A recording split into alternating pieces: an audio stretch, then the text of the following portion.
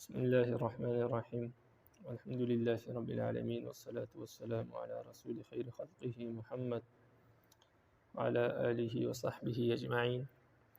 سبحانك لا علم لنا إلا ما علمتنا إنك أنت العليم الحكيم. ربي زدني علما ربي زدني علما ربي زدني علما ربي اشرح لي صدري ويسر لي أمري واحلل عقدة من لساني يفقهوا قولي. کتاب العلم الفصل الاول. علم کیا ہے؟ علم یہ وہ عظیم وصف ہے جو انسان کو نہ صرف یہ کہ شرافت اور تہذیب کا سرچشمہ بخشتا ہے، عزت اور عظمت کی دولت سے نوازتا ہے، اخلاق و عادات میں جلا پیدا کرتا ہے اور انسانیت کو انتہائی بلندیوں پر پہنچاتا ہے، بلکہ قلب انسانی کو عرفان الہی کی مقدس روشنی سے منور کرتا ہے، ذہن و فکر کو صحیح عقیدے کی معراج بخشتا ہے اور دل و دماغ کو اللہ تعالیٰ کی عبادت و اطاعت گزاری کی راہ مستقیم پر لگا دیتا ہے۔ اسلام جو انسان کے لیے ترقی اور عظمت کی راہ میں سب سے عظیم مینارہ نور ہے، وہ اس عظیم وصف کو انسانی برادری کے لیے ضروری قرار دیتا ہے اور اس کے حصول کو دینی اور دنیاوی ترقی اور کامیابی کا زینہ بناتا ہے۔ تو علم سے یہ تمام فضائل اور کمالات انسان میں پیدا ہوتے ہیں، اور قرآن مجید نے اعلان کیا تلک الرسل فضلنا بعضهم علی بعض، ہم نے بعض رسولوں کو بعض پر فضیلت عطا فرمائی۔ علماء نے اس آیت کی تفسیر میں یہ بات لکھی ہے کہ انبیاء کو جو باقی انبیاء پر یا رسولوں کو دیگر رسولوں پر جو فوقیت اور فضیلت حاصل تھی وہ صرف علم کی بنیاد پر تھی۔ جس نبی جس رسول کو رب العالمین نے جتنے علم سے نوازا تھا، اس کے علم کی مطابق رب العالمین نے ان کو مقام اور مرتبہ عطا کیا اور فضیلت عطا کی۔ اب رب العالمین کے بعد سب سے بڑی علم والی ہستی جو ہے وہ سرکار دو جہاں محمد رسول اللہ صلی اللہ علیہ وسلم ہے۔ اس لیے رب العالمین کے ذات کے بعد جن کا درجہ اور جن کا مقام ہے وہ نبی علیہ السلام کی ذات ہے، اس لیے کہ ان کا علم سب سے بڑھ کر ہے، سب سے زیادہ علم رب العالمین نے ان کو عطا کیا، اس لیے ان کا مرتبہ بھی مخلوق میں سب سے افضل ہے۔ اور علم کا وہ مقام ہے کہ جب ایک علم کا طالب علم گھر سے نکلتا ہے تحصیل علم کے لیے، تو رب العالمین کے نورانی مخلوق، نورانی فرشتے اس کے پاؤں کے نیچے پر بچھا دیتے ہیں تاکہ اس کو کوئی ٹھوکر نہ لگے، اور اسی طرح اس کو کوئی کانٹا نہ چبھے، اس کو کوئی تکلیف نہ ہو۔ بعض واقعات میں آتا ہے کہ ایک طالب علم نے اس حدیث کو آزمانے کے لیے اپنے جوتے کے نیچے کچھ کیلیں لگائی، میخیں لگا لی، اور وہ چلا، جب راستے پر چلا مدرسے جانے کے لیے تو اس نے دیکھا کہ اس کے جوتوں سے خون بہہ رہا ہے۔ اس سے معلوم ہوا کہ نورانی فرشتوں کے جو پر تھے وہ اس کے پاؤں میں لگے کیلوں سے زخمی ہو رہے تھے اور اس سے خون بہہ رہا تھا۔ بہرحال یہ صرف واقعے کی حد تک ہے، بہرحال حدیث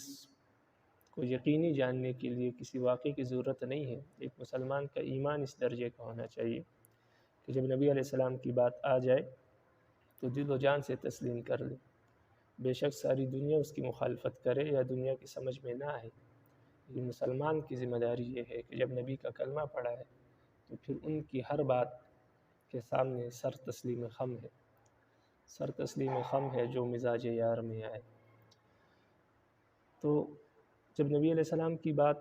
کلمہ پڑھ لیا تو پھر ہر بات ان کی یہ ہے کہ سر آنکھوں پر۔ دوسری حدیث میں نبی علیہ السلام نے فرمایا جو شخص علم حاصل کرنے کے لیے گھر سے نکلتا ہے تو ہوا میں موجود پرندے، سمندر میں موجود مچھلیاں، بلوں میں موجود چونٹیاں، غرض تمام مخلوقات، اسی طرح رب العالمین کے نورانی فرشتے اس کے لیے دعائیں مغفرت کرتے ہیں اور اس کے حق میں دعائیں مانگتے ہیں۔ تو رب العالمین یہ تمام فضائل اور کمالات ہم سب کو نصیب فرمائے۔ اب آپ حدیث کو دیکھیں۔ الفصل الاول عن عبداللہ بن عمرو رضی اللہ تعالی عنہ قال، عبداللہ ابن عمر رضی اللہ تعالی عنہ سے روایت ہے، فرماتے ہیں قال رسول اللہ صلی اللہ علیہ وسلم، رسول اللہ صلی اللہ علیہ وسلم نے فرمایا بلغوا عنی ولو آیہ، میری طرف سے پہنچاؤ اگرچہ ایک ہی آیت ہو، یعنی میری طرف سے آپ کو جو بھی بات پہنچی ہے وہ آپ کی ذمہ داری ہے کہ آپ آگے لوگوں تک پہنچائیں۔ وحدثوا عن بنی اسرائیل ولا حرج، اور بنی اسرائیل کی روایات بیان کیا کرو، اس میں کوئی گناہ نہیں ہے۔ ومن كذب علی متعمدا فلیتبوأ مقعدہ من النار، اور جو شخص مجھ پر جھوٹ باندھے جان بوجھ کر تو اپنا ٹھکانہ جہنم میں تلاش کرے، یعنی مجھ پر جھوٹ باندھنے کا یا میری طرف سے جھوٹی حدیث بیان کرنے کا انجام اور اس کی سزا یہ ہے کہ رب العالمین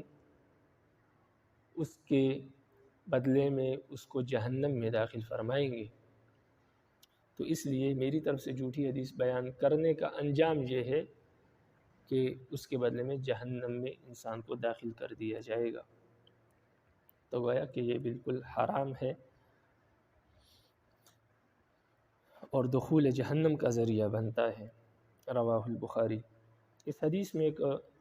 بات نبی علیہ السلام نے ذکر کی کہ بنی اسرائیل کی طرف سے جو باتیں آپ تک پہنچی ہے اس کو آپ بیان کیا کریں، اس میں کوئی حرج اور کوئی گناہ نہیں ہے۔ یعنی اسرائیلی روایات بیان کرنا جائز ہے،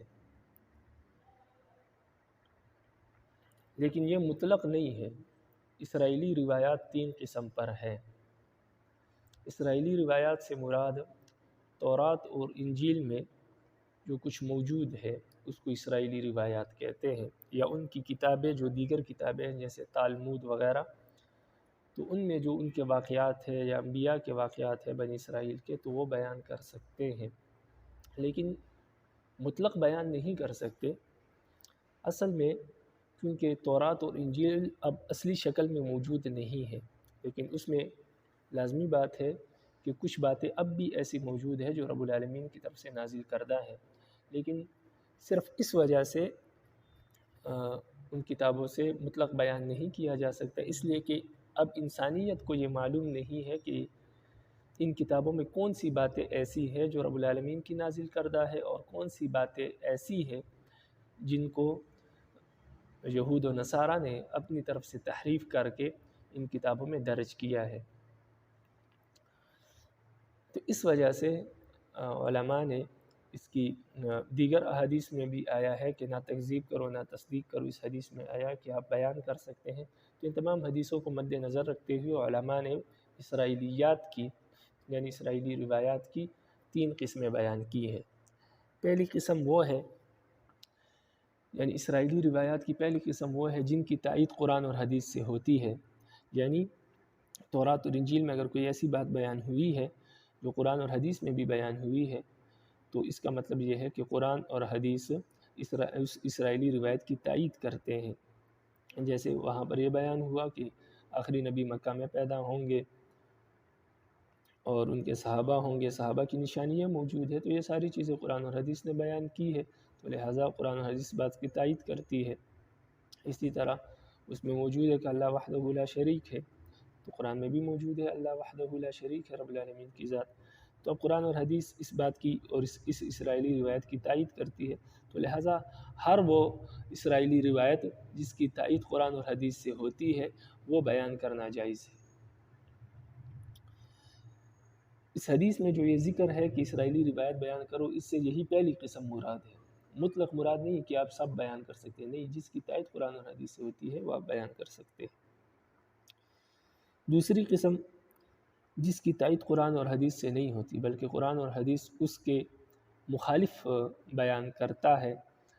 اور اس عقیدے کی تردید ہوتی ہے قرآن اور حدیث سے، تائید نہیں ہوتی، تردید ہوتی ہے، قرآن اور حدیث اس عقیدے کا انکار کرتے ہیں،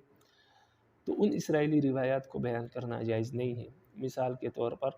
جیسے تورات میں ہے، یہودیوں نے لکھا ہے کہ عزیر علیہ السلام اللہ رب العالمین کے بیٹے تھے، وہ خدا تھے، ان کو پوجنا جائز ہے۔ اسی طرح انجیل میں عیسیٰ علیہ السلام کے بارے میں موجود ہے کہ وہ ابن اللہ ہے، اللہ کے بیٹے ہیں۔ مریم علیہ السلام، ان میں بھی خدائی صفات پائی جاتی تھی، تو ان کو بھی خدا مانتے ہیں، عیسیٰ علیہ السلام کو بھی خدا مانتے ہیں۔ تو یہ ایسی باتیں ہیں جن کی تردید قرآن اور حدیث سے ہوتی ہے، تو اس طرح کی اسرائیلی روایات کو بیان کرنا جائز نہیں ہے۔ اگر کوئی بیان کرے اور اس پر عقیدہ رکھے تو اسلام سے خارج ہو جائے گا، اس لیے کہ یہ واضح طور پر قرآن اور حدیث کی مخالفت ہے اور یہ توحید کے عقیدے کے خلاف ہے جو اسلام کی بنیاد ہے۔ اس لیے ایسے روایات کو جن کی تردید قرآن اور حدیث سے ہوتی ہے بیان کرنا جائز نہیں ہے، گناہ ہے، حرام ہے۔ نمبر 3، اسرائیلی روایات میں سے وہ روایت جن کی نہ قرآن اور حدیث سے تائید ہوتی ہے اور نہ ہی تکذیب ہوتی ہے، یعنی انبیاء کے بعض واقعات تورات اور انجیل میں موجود ہے اور حابیل قابیل کے قصے کی تفصیل موجود ہے، اس طرح دیگر واقعات آدم علیہ السلام کے متعلق موجود ہے، لیکن وہ واقعات ایسے ہیں نہ کہ قرآن نہ ان کی تصدیق، قرآن اور حدیث سے نہ ان واقعات کی تصدیق ہوتی ہے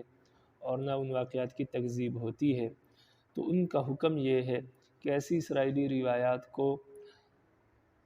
کی نہ تصدیق کی جائے نہ تکذیب کی جائے۔ ہاں اگر کوئی اس کو بیان کر دے تو اس میں کوئی حرج نہیں ہے، تو اس کو بیان کر سکتے ہیں۔ تو اس حدیث میں جو یہ موجود ہے کہ اسرائیلی روایت کو آپ بیان کر سکتے ہیں، اس میں کوئی حرج اور گناہ نہیں ہے، اس میں تیسری قسم بھی شامل ہے، تو پہلی دوسری قسم کو بیان کر سکتے ہیں، لیکن پہلی قسم کی تصدیق تو قرآن و حدیث سے موجود ہے تو اس کی تصدیق کی جائے گی، تیسری قسم کی نہ تصدیق کی جائے گی نہ ہی تکذیب کی جائے گی، اور دوسری قسم جو ہے اس کی تکذیب کی جائے گی اور اس کو بیان کرنا جائز نہیں ہے۔ تو اس حدیث میں جو یہ اسرائیلی روایت کو بیان کرنے کا ذکر ہے، یہ پہلی اور تیسری قسم کو شامل ہے۔ وعن سمرة بن جندب والمغيرة بن شعبة رضي الله تعالى عنهما قال رضي الله تعالى عنهما كلاهما قال رسول الله صلی اللہ علیہ وسلم۔ سمرہ بن جندب رضی اللہ تعالی عنہ اور مغیرہ بن شعبہ رضی اللہ تعالی عنہ دونوں حضرات سے روایت ہے، یہ دونوں حضرات فرماتے ہیں کہ رسول اللہ صلی اللہ علیہ وسلم نے فرمایا، من کذب عنی بحدیث یرا انہ کذب فهو احد الکاذبین، جس شخص نے میری طرف سے کوئی جھوٹی حدیث بیان کی حالانکہ اس کو معلوم تھا کہ یہ حدیث جھوٹی ہے، تو وہ بھی جھوٹوں میں سے ایک جھوٹا ہے۔ جس نے میری طرف سے جھوٹی حدیث بیان کی حالانکہ اس کو معلوم تھا یہ حدیث جھوٹی ہے، تو وہ بھی جھوٹوں میں سے ایک جھوٹا ہے۔ پہلے جھوٹے کون ہے کہ یہ ان میں سے ہے، تو وہ جھوٹے جنہوں نے حدیث گڑھی ہے اور پھر ان میں سے جو باقی بیان کرتے کرتے اس تک پہنچی ہے، تو وہ سارے جھوٹے ہیں، کیونکہ ایک نے حدیث گڑھی، اس نے اپنی طرف سے بنائی، دوسرے نے اس کو بیان کیا، تیسرے نے بیان کیا، اب آ کر اس بندے تک پہنچی ہے جو آگے بیان کر رہا ہے، تو یہ بھی جھوٹا ہے ان کی طرح جس طرح وہ جھوٹے تھے۔ تو فرمایا کہ احد الکاذبین، یہ بھی جھوٹوں میں سے ایک جھوٹا ہے، کیونکہ وہ بھی جھوٹے تھے، یہ بھی جھوٹا ہے، اس لیے کہ حدیث، اب اس کو جھوٹا کیوں کہا گیا؟ یہ تو صرف بیان کر رہا ہے دوسرے کی بات کو، حدیث کو بنانے والا، حدیث کو گڑھنے والا تو دوسرا شخص ہے، یہ تو صرف اس کی حدیث کو جو اس نے گڑھی ہے، جو اس نے بنائی ہے، اس کو بیان کر رہا ہے۔ تو بات ایسی ہے کہ جس طرح جھوٹی حدیث بنانے والا جھوٹا ہے، اور وہ حدیث کا بنانا اور حدیث کا وضع کرنا، حدیث کا گڑنا ناجائز اور حرام ہے۔ اسی طرح جھوٹی حدیث کو بیان کرنا، آگے لوگوں تک پہنچانا، یہ بھی اس جھوٹ کی اور اس جھوٹے شخص کی معاونت ہے، اس کی مدد ہے۔ اور جس طرح جھوٹی حدیث بنانا جائز نہیں ہے، اسی طرح جھوٹی حدیث آگے بیان کرنا بھی جائز نہیں ہے، حرام ہے۔ تو لہٰذا جس طرح وہ جھوٹا ہے حدیث بنانے والا، یہ اس کا معاون ہے، تو یہ بھی اس جھوٹ میں شامل ہے، اس کا معاون اور مددگار ہے، تو لہٰذا یہ بھی اسی کی طرح جھوٹا ہے، اس لیے فرمایا کہ یہ بھی جھوٹوں میں سے جھوٹا ہے۔ رواہ مسلم۔ وعن معاویہ رضی اللہ تعالیٰ عنہ قال، حضرت معاویہ رضی اللہ تعالیٰ عنہ سے روایت ہے، فرماتے ہیں قال رسول اللہ صلی اللہ علیہ وسلم، رسول اللہ صلی اللہ علیہ وسلم نے فرمایا من یرد اللہ بہ خیرا یفقہہ فی الدین، جس شخص سے اللہ خیر کا، بھلائی کا ارادہ کرتے ہیں، رب العالمین اس کو دین کی سمجھ عطا فرما دیتے ہیں۔ وَإِنَّمَا أَنَا قَاسِمٌ وَاللَّهُ يُعْطِي، اور میں تو صرف تقسیم کرنے والا ہوں، رب العالمین کی ذات ہی عطا کرنے والی ہے۔ متفق علیہ۔ اس حدیث کا مطلب یہ ہے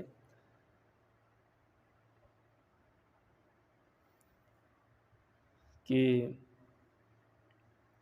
علم اور عالم کی فضیلت اس حدیث میں واضح ہو رہی ہے کہ جس آدمی سے رب العالمین کی ذات خیر اور بھلائی کا ارادہ کرتے ہیں تو اس کو علم کے راستے پر لگا دیتے ہیں اور اسے علم کی دولت عنایت فرماتے ہیں، اور ظاہر ہے کہ یہ اللہ کی بہت بڑی نعمت ہے کہ وہ کسی آدمی کو دینی امور یعنی احکام شریعت اور راہ طریقت اور حقیقت کی سمجھ عطا فرما دے، جو ہدایت اور راستی اور خیر اور بھلائی کی سب سے بڑی شاہراہ ہے اور سب سے بڑا ذریعہ ہے۔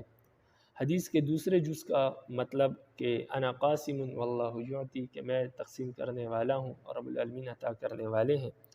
اس حدیث کا مطلب یہ ہے، کیونکہ اس کو غور سے سمجھے، اس لیے کہ ہمارے زمانے میں اور اس سے پہلے جو اہل بدعت حضرات ہے، وہ اس حدیث کو بنیاد بنا کر اس بات کا دعویٰ کرتے ہیں کہ رزق کے خزانوں کی جو چابیاں ہیں وہ رب العالمین نے نبی علیہ السلام کو عطا فرمائی ہیں، اب رب العالمین ان رزق کے خزانوں سے مخلوق کو رزق عطا فرماتے ہیں، حالانکہ یہ عقیدہ بالکل قرآن اور حدیث کے مخالف ہے، اس لیے کہ رازق ذات اللہ کی ذات ہے، مخلوق کو رزق دینے والی ذات صرف اللہ کی ذات ہے، یہ تمام کام رب العالمین نے اپنے ذمے لیے ہیں۔ اور یہ عقیدہ رکھنا کہ رزق کی جو ذمہ داری ہے وہ رب العالمین نے نبی علیہ السلام کو سونپ دی ہے، تو یہ تو جس طرح بتوں کو پوجنے والے جو لوگ ہیں، مشرکین کا یہ عقیدہ ہے کہ انہوں نے بہت سارے بت بنائے ہوتے ہیں، اور آج کل بھی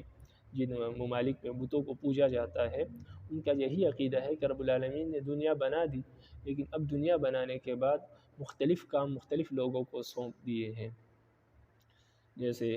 ہندو لوگوں کا عقیدہ یہ ہے کہ بچے دینا جو ہے یہ کالی ماتا جو ہے یہ اس کا کام ہے، وہ بچے ان سے مانگتے ہیں، مدد مانگتے ہیں وہ شیروں والی ماتا سے، اور اس طرح کے مختلف ان کے جو ہے عقائد ہے کہ ہر بت کو انہوں نے الگ الگ کام رب العالمین نے وہ کہتے ہیں کہ سونپے ہیں، باقی وہ بھی یہ مانتے ہیں کہ سب سے بڑی ذات اوپر والی ذات ہے، یعنی رب العالمین کی ذات ہے، لیکن وہ مشرک ہے، رب العالمین کے انکار نہیں کرتے، رب العالمین کے کاموں میں دیگر لوگوں کو شریک مانتے ہیں۔ تو اسی طرح اہل بدعت حضرات بھی یہ کہتے ہیں کہ رب العالمین نے جو خزانوں کی چابیاں ہیں رزق کی، یا رزق دینے کا جو معاملہ ہے، جو ذمہ داری ہے، وہ نبی علیہ السلام کو سونپ دی ہے، اور اس حدیث کو بنیاد بناتے ہیں کہ رزق عطا کرنے والے تو اللہ کی ذات ہے، لیکن تقسیم میں کرتا ہوں، یعنی خزانے اللہ کے ہیں لیکن ان خزانوں کو تقسیم میں کرتا ہوں۔ یہ معنی اس کا بالکل ہی غلط ہے، بالکل یا درست نہیں ہے، کیونکہ یہ معنی قرآن اور حدیث کے صحیح عقیدوں کے خلاف ہے، اور اگر اس معنی کو درست مان لیا جائے تو یہ توحید سے نکل کر شرک کی طرف یہ حدیث چلی جاتی ہے، اور شرک کی تو قرآن اور حدیث نے پرزور مخالفت کی ہے۔ اب اس حدیث کا اصل مطلب کیا ہے؟ تو اصل مطلب اور اصل مقصد یہ ہے کہ علم عطا کرنے والی ذات اللہ کی ہے، علم رب العالمین عطا کرتے ہیں، اور مجھے بھی علم اور جو احکامات میں مخلوق تک پہنچاتا ہوں اور جو حدیثیں میں بیان کرتا ہوں ان میں جو احکامات ہوتے ہیں کہ مثلا مثال کے طور پر نماز کی کتنی رکھتے ہیں یہ قرآن میں موجود نہیں ہے، یا نبی علیہ السلام نے حدیث میں بیان کی ہے، زکوٰۃ کا نصاب کیا ہے، حج کے اراکین کیا ہے، یہ تمام چیزیں نبی علیہ السلام نے حدیث میں بیان کی۔ تو مطلب یہ ہے کہ یہ تمام احکامات جو میں بیان کرتا ہوں، یہ جو حدیثیں میں بیان کرتا ہوں، یہ رب العالمین نے عطا کی ہے، مجھے یہ احکامات رب العالمین نے مجھے عطا کیے ہیں، میرا کام صرف یہ ہے کہ میں ان احکامات کو لوگوں تک پہنچاتا ہوں۔ یہ مطلب ہے انا قاسم، کہ میں لوگوں تک یہ احادیث پہنچاتا ہوں، یہ احکامات پہنچاتا ہوں، باقی ان احکامات کا اصل مبدا اور اصل عطا کرنے والا اور اصل حکم دینے والا وہ رب العالمین کی ذات ہے۔ تو یہ حدیث صرف احکامات اور علم سے متعلق ہے، یہ رزق وغیرہ سے متعلق نہیں ہے۔ اس کا وہ معنی کرنا جو اہل بدعت کرتے ہیں بالکل ناجائز ہے، درست نہیں ہے، قرآن اور حدیث کے صریح نصوص کے مخالف ہے۔ وعن ابی ہریرہ رضی اللہ تعالیٰ عنہ قال، ابو ہریرہ رضی اللہ تعالیٰ عنہ سے روایت ہے، فرماتے ہیں قال رسول اللہ صلی اللہ علیہ وسلم، رسول اللہ صلی اللہ علیہ وسلم نے فرمایا الناس معادن الناس معادن کمعادن الذهب والفضہ، فرمایا انسان بھی کان ہے جیسے جس طرح کے سونے اور چاندی کے کان ہوتے ہیں، یعنی کان سے مراد وہ پہاڑوں میں جو کان بنے ہوتے ہیں جس سے سونا چاندی نکالا جاتا ہے، تانبا وغیرہ مختلف چیزیں، کوئلے کے کان ہوتے ہیں، مختلف چیزوں کے کان ہوتے ہیں۔ تو فرمایا انسان بھی کان ہے جیسے کہ سونے اور چاندی کے کان ہوتے ہیں۔ مطلب یہ ہے کہ کان سے تشبیہ دینے کا مطلب اور مقصد یہ ہے کہ جس طرح مختلف چیزوں کے کان ہوتے ہیں، کوئی سونے کا کان ہوتا ہے، کوئی چاندی کا کان ہوتا ہے، اسی طرح انسان بھی عادات، اخلاق اور کمالات کے اعتبار سے کان ہے۔ تو کوئی سونے کا کان ہوتا ہے، کوئی چاندی کا، کوئی یاقوت و مرجان کا، یعنی اخلاق کے اعتبار سے انسان میں تفاوت ہے کہ بعض سونے کا کان ہے وہ قیمتی ہے، بعض یاقوت و مرجان کا کان ہے وہ اس سے بھی قیمتی ہے، بعض سے ہیرے جواہرات نکلتے ہیں وہ قیمتی ہے۔ اسی طرح انسان اپنے اخلاق کے اعتبار سے بھی اس میں تفاوت ہے، کوئی کسی شخص کے اخلاق، کمالات اور عادات اتنے عالی ہے کہ وہ گویا ہیرے جواہرات کی کان ہے،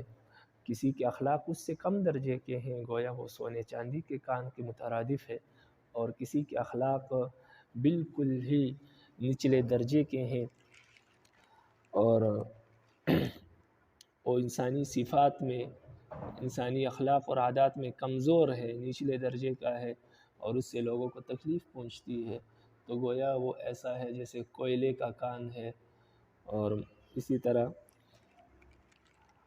دیگر چیزوں کا، یعنی کوئلے وغیرہ سے انسان اگر اس میں ہاتھ لگائے یا اس سے کپڑے لگے تو لازمی بات ہے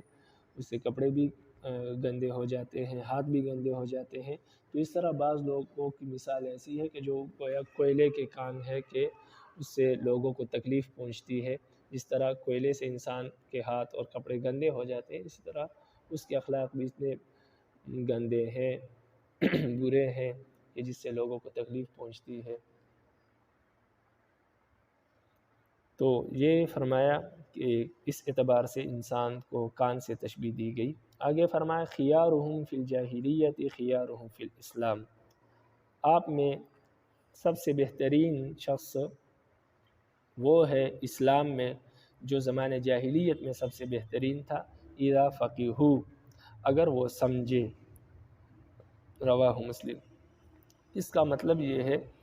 کہ جو لوگ ایمان لانے سے پہلے حالت کفر میں بہترین خصائل و عادات کے مالک تھے، مثلا سخاوت، شجاعت، اخلاق، دیانتداری، محبت، مروت کی بہترین صفات سے وہ متصف تھے، تو وہ اسلام لانے کے بعد بھی ان صفات کی بنا پر بہترین قرار دیے گئے ہیں۔ ٹھیک اسی طرح جیسے کہ سونا اور چاندی جب تک کان میں پڑے رہتے ہیں تو وہ خاک میں پڑے رہنے کی وجہ سے اپنی اصلی حالت میں نہیں ہوتے۔ جب انہیں کان سے نکال دیا جاتا ہے اور بٹی میں ڈال کر تیار کیا جاتا ہے تو نہ صرف یہ کہ وہ اپنی اصلی صورت میں آ جاتے ہیں بلکہ ان کی آب و تاب میں بھی اضافہ ہو جاتا ہے۔ اسی طرح جب تک کوئی آدمی کفر کی ظلمت میں چھپا رہتا ہے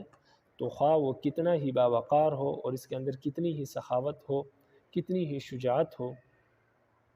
اسے برتری حاصل نہیں ہوتی، مگر جب یہ کفر کے تمام پردوں کو چاک کر کے ظلم سے باہر نکلتا ہے اور ایمان اور اسلام کو قبول کر کے علم دین میں کمال حاصل کرتا ہے اور پھر اپنے آپ کو ریاضات اور مجاہدات اور دینی محنت اور مشقت کی بٹیوں کے حوالے کر دیتا ہے تو نہ صرف یہ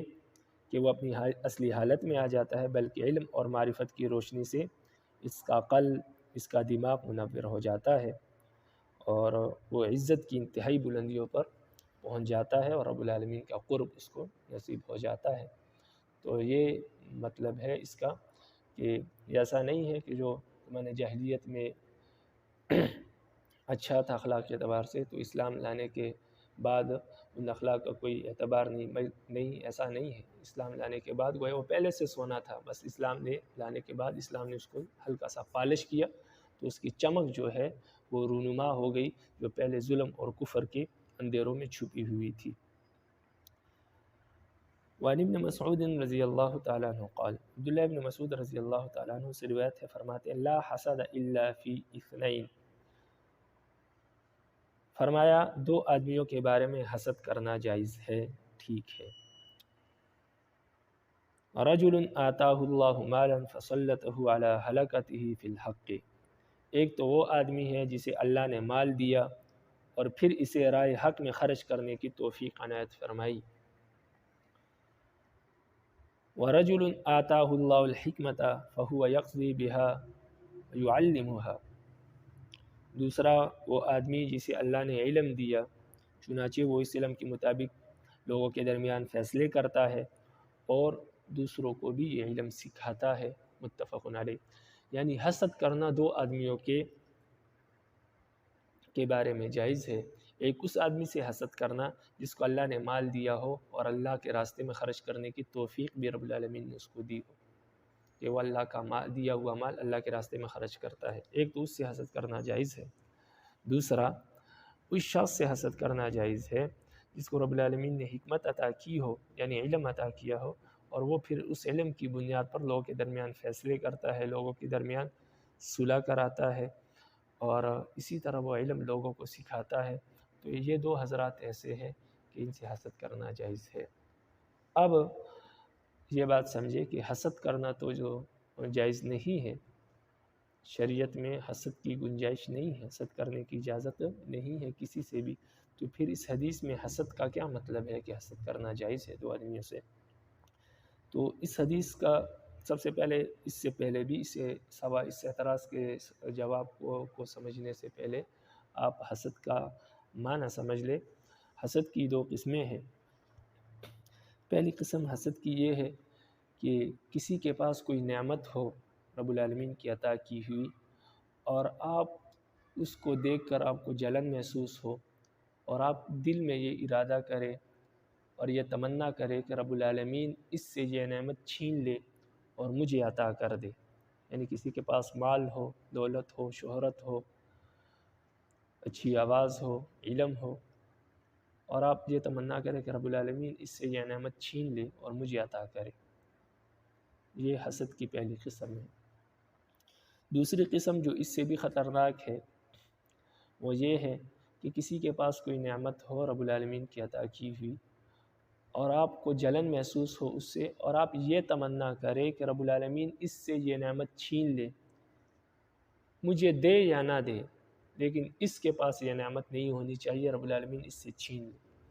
تو یہ انسان کے ساتھ دشمنی کا انتہائی درجہ ہے۔ تو یہ حسد ہے اور یہ حسد جائز نہیں ہے کسی کے ساتھ بھی۔ تو پھر اس حدیث میں جو یہ ذکر ہے کہ حسد ان دو آدمیوں سے کرنا جائز ہے، تو اس کا کیا مطلب ہے؟ تو اس کا مطلب یہ ہے کہ اس حدیث میں حسد سے مراد غبطہ ہے۔ غبطہ اسے کہتے ہیں کہ کسی کے پاس آپ نے کوئی نعمت دیکھی اور وہ نعمت آپ کو پسند آئی، لیکن آپ نے رب العالمین سے دعا کی کہ یا اللہ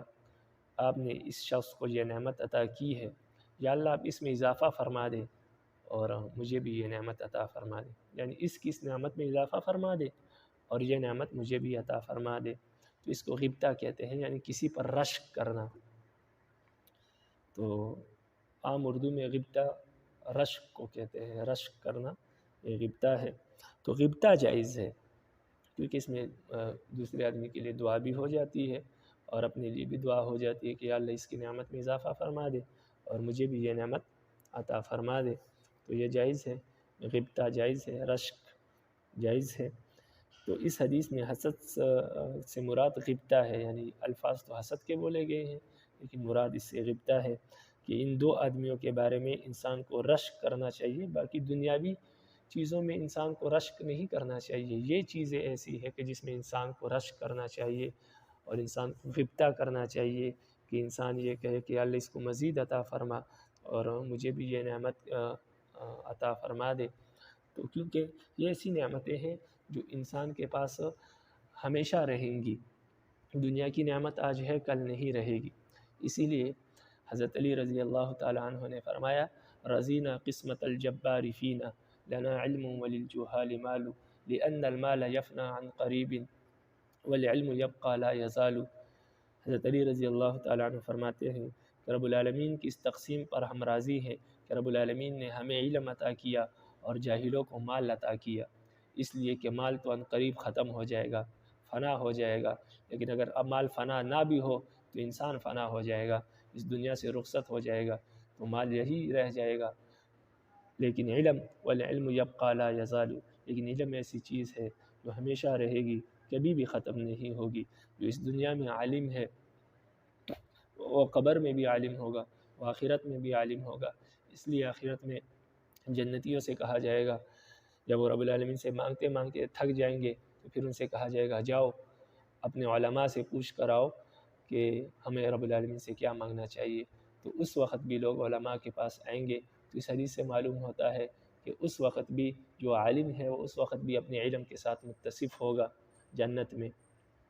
تو علماء پھر فرمائیں گے کہ ہم نے کتابوں میں پڑھا تھا کہ رب العالمین کی سب سے بڑی نعمت اور رب العالمین کا دیدار ہے، رب العالمین کی زیارت ہے۔ آپ رب العالمین سے رب العالمین کا دیدار مانگے، رب العالمین کی زیارت مانگے۔ پھر جب لوگ رب العالمین سے رب العالمین کی زیارت اور دیدار مانگیں گے، رب العالمین 70,000 پردے ہٹیں گے اور رب العالمین کا دیدار نصیب ہوگا، تو 4 لاکھ سال گزر جائیں گے اور انسان کی پلک نہیں جھپکے گی، اس لیے کہ وہ رب العالمین کی ذات جس نے اتنی خوبصورت دنیا بنائی اور پھر دنیا پر رب العالمین جن میں 10 مرتبہ لعنت فرماتے ہیں اور فرماتے ہیں یہ مکھڑی کا جالا ہے، کبھی کہتے ہیں کہ یہ مچھر کا پر ہے۔ تو جس دنیا کو مکھڑی کا جالا کہا جاتا ہے وہ اتنی خوبصورت ہے، اگر انسان اس کے نظاروں کو دیکھے تو جس جنت کی رب العالمین خود تعریفیں کرتے ہیں وہ کتنی خوبصورت ہوگی، اور پھر اس سے بڑھ کر رب العالمین کی ذات کتنی خوبصورت ہوگی۔ تو 4 لاکھ سال گزر جائیں گے، انسان کے آنکھیں اور اس کی جو پلکیں ہیں وہ جھپکیں گی نہیں، 4 لاکھ سال اسی طرح رب العالمین کا دیدار کرتا رہے گا اور دیکھتا رہے گا۔ پھر جب پردے واپس رب العالمین کی ذات کے جو پردے ہیں وہ واپس پڑ جائیں گے اور دیدار ختم ہو جائے گا، تو پھر وہ پوچھیں گے کہ اتنی تھوڑی دیر دیدار ہوا، کیونکہ اچھا وقت جلدی گزر جاتا ہے۔ تو فرشتے کہیں گے کہ تھوڑا وقت نہیں تھا، رب العالمین کے دیدار کرتے ہوئے آپ کو 4 لاکھ سال گزر چکے ہیں، لیکن آپ کو یہ لگ رہا ہے کہ بس تھوڑی سی دیر دیدار ہوا، تو ایسا نہیں ہے۔ پھر جنتیوں کو رب العالمین کے دیدار کے بعد باقی نعمتوں میں لطف نہیں آئے گا، لذت نہیں آئے گی، لیکن پھر کچھ وقت گزرنے کے بعد پھر ان کو لذتیں محسوس ہوں گی، کیونکہ بڑی نعمت کے بعد چھوٹی نعمتوں میں انسان کو لذت اور لطف نہیں آتا۔ رب العالمین کے دیدار کے سامنے کسی چیز کی کوئی وقت، کوئی حیثیت نہیں ہے۔ تو بات یہاں سے چلی تھی کہ تو ان چیزوں میں انسان کو حسد کرنا چاہیے، اس لیے غبطہ کرنا چاہیے، رشک کرنا چاہیے، اس لیے کہ یہ چیزیں ہمیشہ رہیں گی۔ جو مال اللہ کے راستے میں خرچ کیا اس کا بھی بدلہ ملے گا، اور جو علم ہے لوگوں کو سکھا رہا ہے وہ بھی ہمیشہ اس علم کے ساتھ متصف رہے گا اور اس کا بدلہ اس کو ملے گا۔ اس لیے ایسی چیزوں میں غبطہ کرنا چاہیے، رشک کرنا چاہیے، اپنے لیے مانگنی چاہیے، جو انسان کے ساتھ ہمیشہ رہے، دنیا سے لے کر آخرت تک وہ اس کے ساتھ متصف رہے۔ دنیاوی نعمتوں میں غبطہ یا رشک کرنے سے کوئی فائدہ حاصل نہیں ہوتا۔ تو یہ مطلب ہے اس حدیث کا۔ تو اس حدیث میں حسد سے مراد غبطہ ہے۔ یہ تو ایک مطلب ہوا اس حدیث کا۔ دوسرا مطلب اس حدیث کا یہ ہے کہ یہاں حسد سے مراد حسد ہی ہے، لیکن اس صورت میں اس کا مطلب یہ ہوگا کہ حسد کرنا جائز نہیں ہے۔ اگر حسد کرنا جائز ہوتا، حسد کرنا جائز نہیں ہے، اگر حسد کرنا جائز ہوتا تو ان دو آدمیوں کے بارے میں جائز ہوتا۔ ایک وہ جس کو اللہ نے مال دینے کے بعد اللہ کے راستے میں خرچ کرنے کی بھی توفیق دی، اور دوسرا وہ جس کو اللہ نے علم دینے کے بعد یہ توفیق دی ہے کہ وہ لوگوں کے درمیان فیصلے کرتا ہے علم کی بنیاد پر اور لوگوں کو علم سکھاتا ہے۔ تو ان دونوں کے بارے میں حسد جائز ہونا چاہیے تھا اگر حسد جائز ہوتا، لیکن بات یہ ہے کہ حسد جائز نہیں ہے۔ اگر کہیں جائز ہوتا تو ان دو آدمیوں کے بارے میں جائز ہوتا، یہ مطلب ہے۔ تو یہ دو مطلب ہے اس حدیث کے۔ وعن ابی ہریرہ رضی اللہ تعالیٰ عنہ قال، ابو ہریرہ رضی اللہ تعالیٰ عنہ سے روایت ہے، فرماتے ہیں قال رسول اللہ صلی اللہ علیہ وسلم، رسول اللہ صلی اللہ علیہ وسلم نے فرمایا اذا مات الانسان انقطع عنہ عمله الا من ثلاث، فرمایا جب انسان مر جاتا ہے، فوت ہو جاتا ہے، تو اس کے اعمال منقطع ہو جاتے ہیں، یعنی اس کے اعمال بند ہو جاتے ہیں، اس کا نام اعمال بند ہو جاتا ہے، رجسٹر بند ہو جاتا ہے، الا من ثلاث، مگر تین چیزیں باقی رہتی ہے۔ یعنی انسان کے اعمال منقطع ہو جاتے ہیں کیونکہ وہ مر گیا، اب وہ عمل نہیں کر سکتا، اس کے اپنے اعمال ختم ہو جاتے ہیں، لیکن اس کے اعمال میں سے، مردے کے اعمال میں سے تین اعمال مردے کے ایسے ہوتے ہیں جو مرنے کے بعد بھی مسلسل چلتے رہتے ہیں۔ الا من صدقۃ جاریہ، ان میں سے پہلا صدقہ جاریہ ہے۔ صدقہ جاریہ یہ ہے کوئی کنواں کھود لیا لوگوں کے لیے، اس سے جب تک لوگ پانی پیتے رہیں گے، سیراب ہوتے رہیں گے، تو اس کا ثواب مردے کو ملتا رہے گا۔ کوئی مدرسہ تعمیر کیا، جب تک لوگ اس سے علم حاصل کرتے رہیں گے، یہ ثواب برابر اس کو ملتا رہے گا۔ کوئی مسجد تعمیر کر دی تو اس کا اجر اس کو ملتا رہے گا۔ اب یہ لازمی نہیں ہے کہ ساری مسجد تعمیر کرے، اور یہ بھی لازمی نہیں ہے کہ سارا مدرسہ تعمیر کرے، اور یہ بھی لازمی نہیں ہے کہ سارا کنواں کھودے۔ اس طرح کی اور دیگر مثالیں، اس میں سے اگر حصہ بھی ڈال دیا، کسی مسجد کی تعمیر میں حصہ ڈال دیا، تو جب تک وہ مسجد قائم رہے گی، جتنا اس کا حصہ ہے اس کے برابر اس کو اجر ملتا رہے گا۔ اسی طرح ہر چیز میں پوری کی پوری تعمیر کرنا بھی ضروری نہیں ہے، تو اس لیے صدقہ جاریہ آسان ہو گیا۔ اسی طرح کسی کو علم سکھا دیا، جب تک وہ علم آگے لوگوں کو سکھاتا رہے گا اور لوگ سیراب ہوتے رہیں گے، تو اس کے استاذ کو اجر ملتا رہے گا، اگر وہ مر بھی جائے، فوت ہو جائے تب بھی، کیونکہ اس کا یہ عمل جاری ہے، تو اس کو صدقہ جاریہ کہتے ہیں۔ دوسری چیز او علم ينتفع به، دوسری ایسی چیز ہے، دوسری چیز جس کا ثواب اور اجر برابر ملتا رہتا ہے، وہ ایسا علم ہے کہ جس سے لوگ فائدہ اٹھاتے ہیں، یعنی کوئی ایسا علم چھوڑ کے گیا ہے مردہ جس سے لوگ فائدہ اٹھاتے ہیں، لوگ اس سے نفع حاصل کرتے ہیں۔ مثال کے طور پر کوئی کتاب لکھی ہے، اب وہ کتاب لوگ پڑھتے ہیں اور اپنی زندگیوں کو سنوارتے ہیں، اس سے شرعی احکامات اور مسائل سیکھتے ہیں، اس کے مطابق عمل کرتے ہیں، تو جب تک وہ کتاب موجود ہے اور لوگ اس سے فائدہ اٹھا رہے ہیں، نفع حاصل کر رہے ہیں، تب تک اس مردے کو اس کا اجر ملتا رہے گا۔ تیسری چیز ولد صالح يدعو له، تیسری چیز کوئی نیک اولاد چھوڑی ہے اور وہ نیک اولاد اس کے مرنے کے بعد اس کے لیے دعائیں مغفرت کرتی ہے، تو اس کا اجر برابر اس کو ملتا رہے گا۔ رواہ مسلم۔ اس حدیث کی بنیاد پر بعض ملحدین حضرات یہ فرماتے ہیں کہ انسان جب فوت ہو جائے تو اس کے یہ 3 اعمال ہی باقی رہتے ہیں، اس کے ماں سوا اس کو کسی عمل کا اجر نہیں ملتا۔ اگر کوئی شخص اس کے لیے دعا کرے یا قرآن خوانی کرے یا تلاوت کرے یا اس کے لیے نفل پڑھ کر اس کا ثواب اس کو بخش دے تو اس کو اجر نہیں ملتا، اس لیے کہ حدیث میں یہ 3 چیزیں بیان ہوئی ہے۔ لیکن یہ ان لوگوں کی غلط فہمی ہے، کیونکہ یہ حدیث کی ناسمجھی کی وجہ سے ایسا کہتے ہیں۔ حدیث کی جو تشریح وہ کرتے ہیں وہ درست نہیں ہے۔ اس کا یہ مطلب یہ نہیں ہے کہ انسان مردے کو کسی اجر کا ثواب نہیں ملتا سوائے ان 3 اعمال کے، یہ مطلب نہیں ہے۔ اس حدیث کا مطلب یہ ہے جب انسان مر جائے تو اس کے اپنے اعمال میں سے کسی عمل کا اس کو ابھی اجر نہیں ملتا، کیونکہ اس کے بعد وہ عمل کرنے کے قابل ہی نہیں رہتا۔ ہاں، اس انسان کے اپنے اعمال میں سے 3 اعمال ایسے ہیں جس کا اس کو اجر ملتا رہتا ہے۔ پہلا عمل اس کا یہ ہے کہ اس نے صدقہ جاریہ کیا تھا۔ صدقہ جاریہ کرنا اسی کا عمل ہے، مسجد اس نے تعمیر کی تھی تو لازمی بات ہے اس کا عمل ہے، اس کا اجر ملتا رہے گا۔ کوئی کتاب لکھی تھی، کتاب اس نے لکھی، لوگ اس سے فائدہ حاصل کر رہے ہیں، علم چھوڑا ہے، لوگ علم سے فائدہ حاصل کر رہے ہیں، تو علم بھی اسی کا عمل ہے اپنا، اب اس عمل کا اجر مل رہا ہے۔ تیسری چیز، نیک اولاد چھوڑی۔ اب اولاد تو ہر کسی کی ہوتی ہے، لیکن اولاد کی اس نے تربیت ایسی کی، اچھی تربیت کی، اس اچھی تربیت کا اس کو پھل مل رہا ہے کہ اچھی تربیت کی بنیاد پر، وہ اچھی تربیت کی وجہ سے اب اولاد اس کے لیے دعا کر رہے ہیں، تو اچھی تربیت کرنا بھی اس کا اپنا عمل ہے۔ تو اس کو اپنے عمل کے یہ 3 اعمال اس کے اپنے ایسے ہیں جس کے اس کو اجر ملتا ہے۔ اس حدیث میں دوسرے لوگوں کے اعمال کا ذکر ہی نہیں ہے کہ دوسرے لوگ اگر اس کے لیے اعمال کرے تو اس کو اجر ملتا ہے یا نہیں ملتا، اس کا ذکر ہی نہیں ہے۔ تو اس لیے اس حدیث کی بنیاد پر یہ کہنا کہ مردے کے لیے اگر کوئی شخص دعا کرے، قرآن خوانی کرے یا کوئی دوسرا شخص اس کے لیے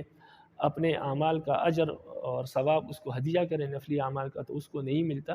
یہ درست نہیں ہے۔ اگر ہم یہ مان لیں تو سب سے پہلی بات پھر جب جو جنازہ پڑھا جاتا ہے میت کا، تو جنازہ تو میت خود نہیں پڑھتا، لوگ ہی پڑھتے ہیں اس کے لیے، تو جنازے کا بھی اجر نہیں ملنا چاہیے، اس لیے کہ اس حدیث میں 3 چیزوں کا ہی ذکر ہے۔ اس کے پیچھے خیرات کر دے، صدقہ کر دے، تو صدقے میں بھی ملحدین کہتے ہیں کہ ثواب ملتا ہے صدقے کا، لیکن اس حدیث میں تو صدقے کا بھی ذکر نہیں ہے کہ دوسرے لوگوں کا صدقے کا اجر اس کو ملتا ہے۔ تو اس لیے اس حدیث میں مردے کے اپنے اعمال کا ذکر ہے، دوسرے لوگوں کے اعمال کا ذکر ہی نہیں ہے کہ آپ دوسرے لوگوں کے اعمال کی نفی کریں۔ رب العالمین سمجھ عطا فرمائے۔ وعنہ، ابو ہریرہ رضی اللہ تعالیٰ عنہ سے ہی روایت ہے، فرماتے ہیں قال رسول اللہ صلی اللہ علیہ وسلم، رسول اللہ صلی اللہ علیہ وسلم نے فرمایا،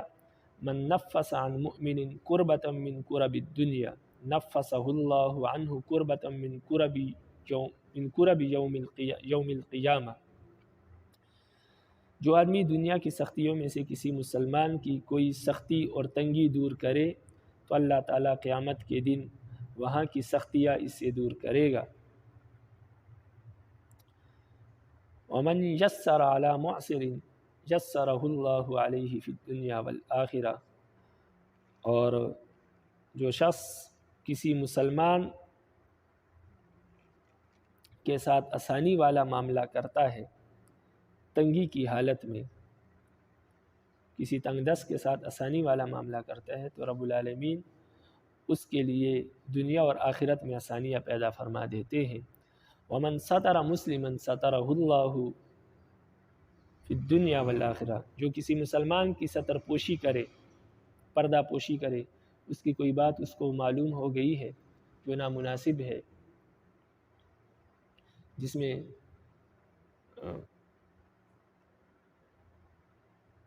کوئی گناہ کسی سے سرزد ہو گیا اور کسی دوسرے نے دیکھ لیا، یا کوئی ایسی بات معلوم ہو گئی ہے جس میں اس کی سکی ہے، اس کی بےزتی ہے، اس کی بے عزتی ہے، لیکن اس شخص نے اس کی پردہ پوشی کی، وہ بات کسی کو نہیں بتائی، گویا ایسا ہے کہ اس نے دیکھ کر گویا بھول گیا اس کو، اس کی ستر پوشی کی، پردہ پوشی کی، تو رب العالمین حدیث میں آتا ہے کہ رب العالمین فرماتے جو کسی کی مسلمان کی ستر پوشی کرے، پردہ پوشی کرے، رب العالمین دنیا اور آخرت میں اس کی پردہ پوشی فرمائیں گے، یعنی رب العالمین اس کے عیبوں پر، اس کے گناہوں پر دنیا اور آخرت میں پردہ ڈال دیں گے، دنیا میں بھی اس کے گناہ لوگوں سے چھپائیں گے، اور کل قیامت کے دن میں رب العالمین اس کے گناہوں کو چھپا لیں گے اور اس کا حساب نہیں لیا جائے گا، اور رب العالمین اس کو جنت میں داخل فرما دیں گے، کیونکہ جب گناہ ظاہر ہی نہیں کیے جائیں گے تو لازمی بات ہے اس کی سزا بھی نہیں دی جائے گی، تو اس لیے رب العالمین اس کو جنت میں داخل فرما دیں گے۔ تو یہ صرف اس بنیاد پر کہ اس نے ایک مسلمان کی صدر پوشی کی، پردہ پوشی کی، تو رب العالمین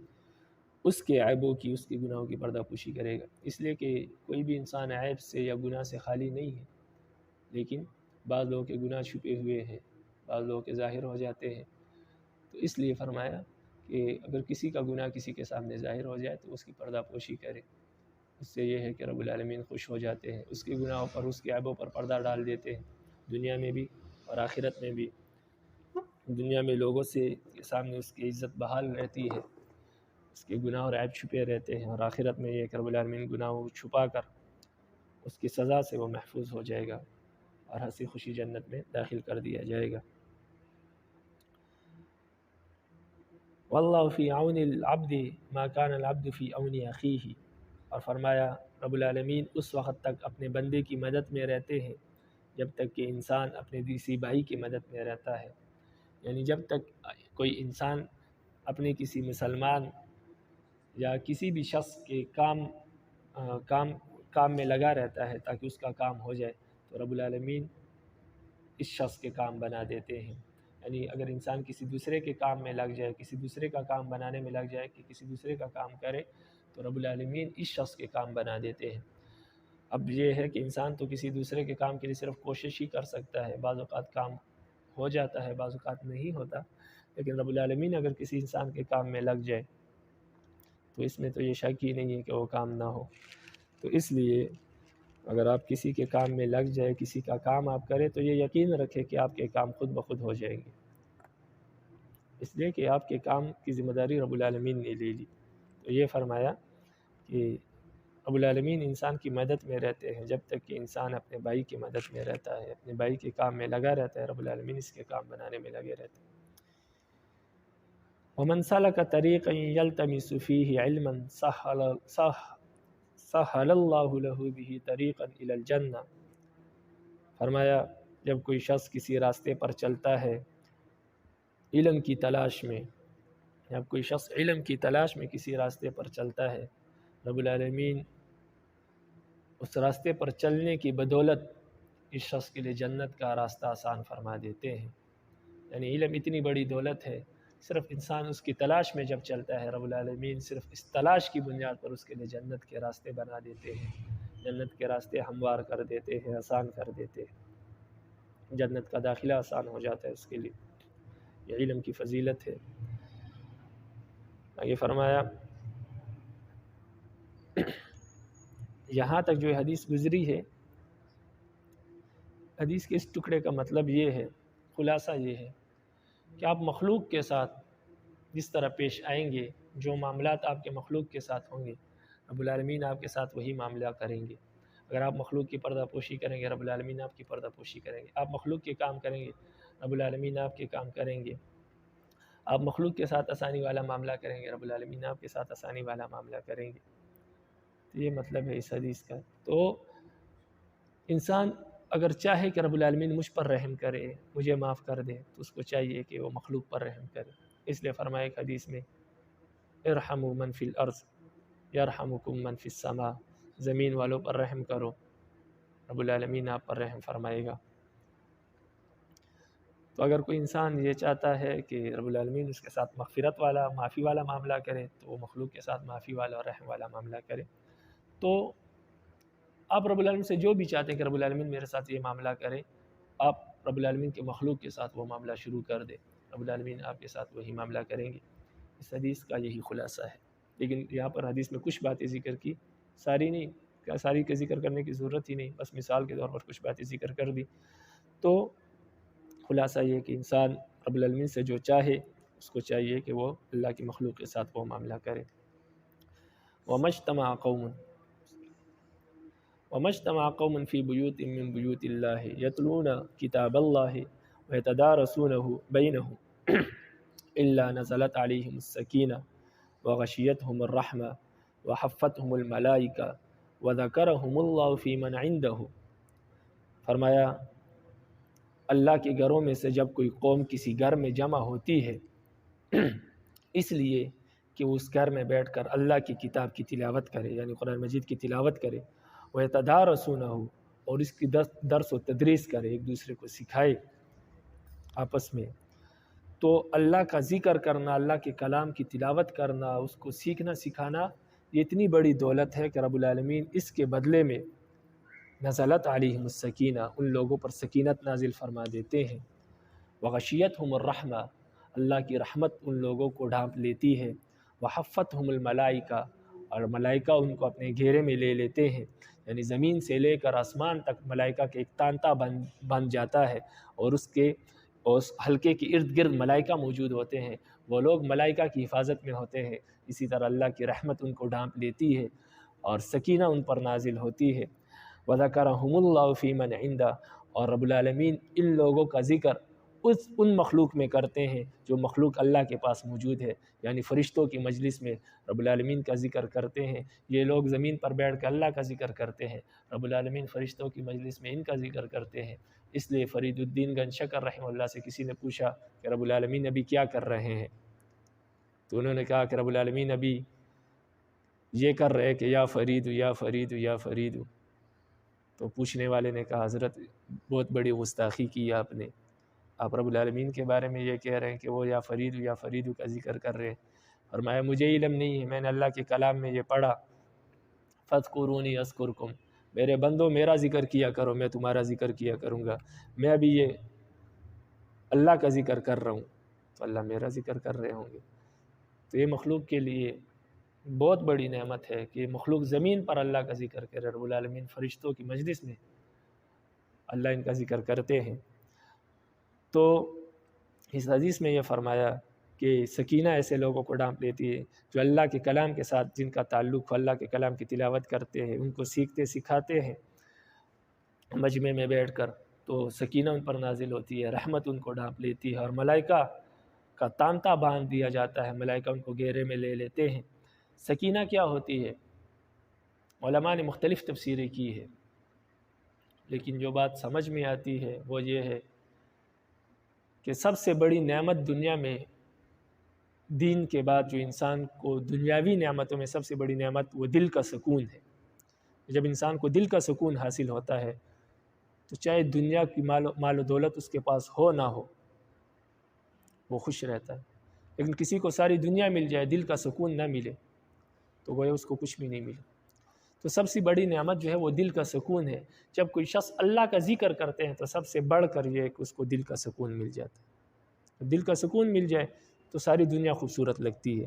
تو نزلت علیہم السکینہ، اس کی تائید قرآن مجید کی اس آیت سے بھی ہوتی ہے، الا بذکر اللہ تطمئن القلوب، اے دنیا والو سنو اللہ نے دلوں کا سکون اپنے ذکر میں رکھا ہے۔ تو یہ فرمایا کہ جب لوگ اللہ کے کلام کا ذکر کرتے ہیں، اللہ کے کلام کی تلاوت کرتے ہیں، اللہ کے علم کو سیکھتے ہیں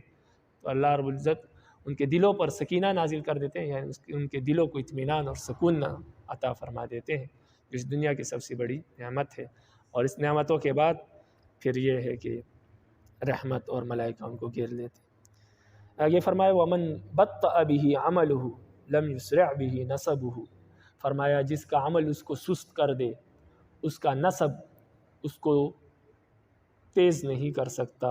تند نہیں کر سکتا، یعنی جو عمل میں پیچھے رہ گیا اس کا خاندانی نسب و شرافت اس کو عمل میں آگے نہیں بڑھا سکتا۔ یعنی جو عمل میں پیچھے رہ جائے، عمل میں تاخیر ہو جائے تو آخرت میں اس کا قبیلہ، اس کی قوم اور اس کی برادری اس کے کام نہیں آئے گی کہ میں فلاں بنت فلاں ہوں، تو یہ نسب ہے، یہ نسب کام نہیں آئے گا۔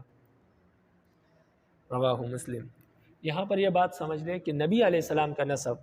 یہ نبی علیہ السلام کی حدیث ہے، لیکن نبی علیہ السلام کا نسب کام آئے گا، لیکن وہ بھی صرف مسلمان رشتہ داروں کے لیے، یعنی جو نبی علیہ السلام کی اولاد ہے، ازواج مطہرات ہے،